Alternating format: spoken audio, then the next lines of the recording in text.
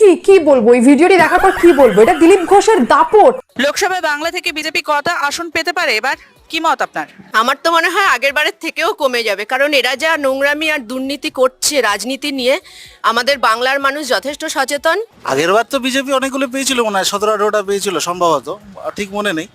তবে পেয়ে তো কোনো লাভ হয়নি, মানে গ্যাসের দাম অনেক বেড়ে গেছে। আমরা একটু গাড়ি ঘোড়ায় চড়ি, পেট্রোল ডিজেলের দাম এতটাই বেড়ে গেছে যে আমাদের পক্ষে মানে লামির শ্বাস ওঠার জোগাড়। মনে হচ্ছে এবার কম পাবে হয়তো। যা পেয়েছি এগুলো গত বছর তার থেকে মনে হয় এবার কমই পাবে। যে হারে পেট্রোল ডিজেল তারপরে গ্যাসের দাম সব বাড়ছে, তো সিট পাবে বলে তারা আশা করতেই পারে না, এরকম আশা করা যায় না। বিজেপির কোনো আসন পাওয়ার যোগ্যতাই নেই। দেখুন, আমি তো মহিলা হিসেবে বলবো যাতে একটাও না পায়। আমার মনে হয় একটাও পাবে না।